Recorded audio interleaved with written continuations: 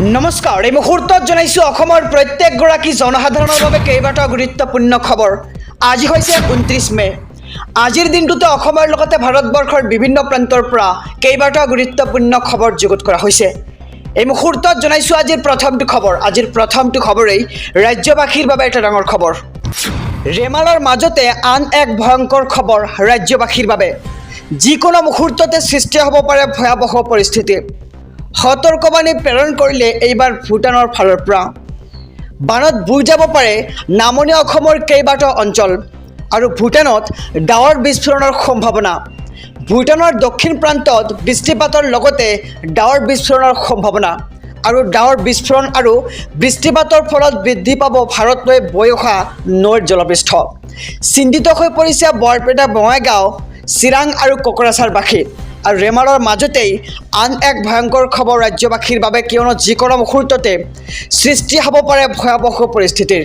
সতৰ্কবাণী প্ৰেৰণ কৰিছে এইবাৰ ভূটানৰ ফালৰ পৰা। প্ৰচণ্ড ধুমুহা বৰষুণৰ বাবে ৰাজ্যত ব্যাহত হৈছে মোবাইল নেটৱৰ্ক। প্ৰতিকূল বতৰৰ বাবে ব্যাহত হৈ পৰিছে মোবাইল নেটৱৰ্কসমূহ।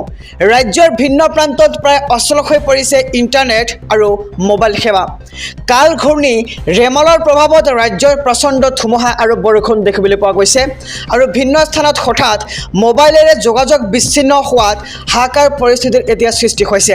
ব্যাহত হৈছে ইনকামিং আউটগয়িং মেছেজ ইণ্টাৰনেট সেৱা আৰু পুৱাৰে পৰা প্ৰায় ব্যাহত হৈ পৰিছে মোবাইলৰ সকলো ধৰণৰ সেৱা আৰু ভিন্ন প্ৰান্তত ধুমুহাত ক্ষতিগ্ৰস্ত হৈছে মোবাইল ইণ্টাৰনেট টাৱাৰসমূহৰ। আৰু আপুনিও সন্মুখীন হৈছে নেকি নেটৱৰ্ক সমস্যাৰ? আমাৰ কমেণ্ট বক্সত জনাব। আৰু স্থবিৰ হৈ পৰিছে নেকি আপোনাৰো ইণ্টাৰনেট সেৱা? বিদ্যুতৰ আঁৰত প্ৰকাণ্ড গছ উভালি বাগৰি পৰাত ব্যাহত হৈছে বিদ্যুৎ সংযোগ আৰু নিশাৰে পৰা ৰাজ্যত অব্যাহত আছে প্ৰচণ্ড ধুমুহা আৰু মুছলধাৰ বৰষুণ। প্ৰচণ্ড ধুমুহা বৰষুণৰ বাবে ৰাজ্যত ব্যাহত হৈ পৰিছে মোবাইল নেটৱৰ্কসমূহ আৰু প্ৰতিকূল বতৰৰ বাবে ব্যাহত হৈ পৰিছে মোবাইল নেটৱৰ্ক। PM কিষাণ আঁচনিৰ ধনক লৈ আহি পৰিছে কেইবাটাও ডাঙৰ খবৰ। PM কিষাণক লৈ জৰুৰী নিৰ্দেশনা জাৰি কৰিছে এইবাৰ চৰকাৰে। এইবাৰ বহু কৃষকে PM কিষাণ ধন লাভৰ পৰা বঞ্চিত হ'ব। PM কিষাণৰ ধন পাবলৈ হ'লে আপুনি কৰিব লাগিব কেইবাটাও কাম। এইবাৰ ধন লাভৰ পৰা বঞ্চিত হ'ব 7 প্ৰকাৰৰ কৃষকে। আৰু কোন কৃষকে লাভ নকৰিব PM কিষাণ আঁচনিৰ ধন, আহক সবিশেষ জানি লওঁ। এটা পৰিয়ালৰ কেৱল এজন ব্যক্তিয়েহে পাব আঁচনিৰ সুবিধা। আৰু PM কিষাণৰ ধন পাবলৈ হ'লে নিজৰ খেতি মাটি থাকিব লাগিব।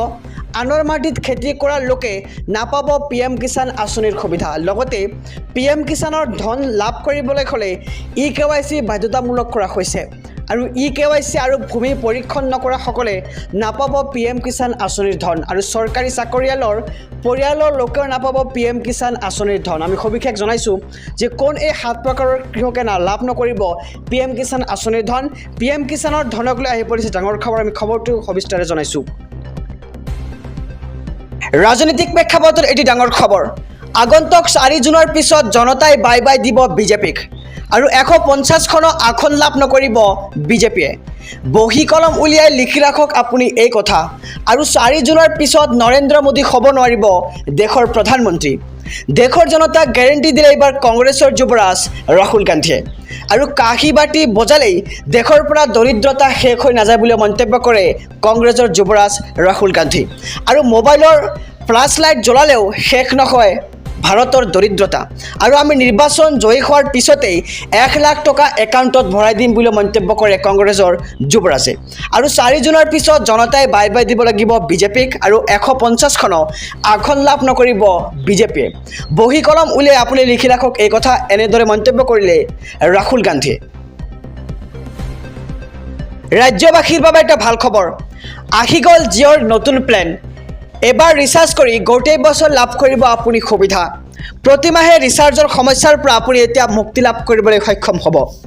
দৈনিক লাভ কৰিব 2 GB ডাটা আৰু বিনামূলীয়াকৈ লাভ কৰিব এমেজন প্ৰাইমৰ ছাবস্ক্ৰিপশ্যন।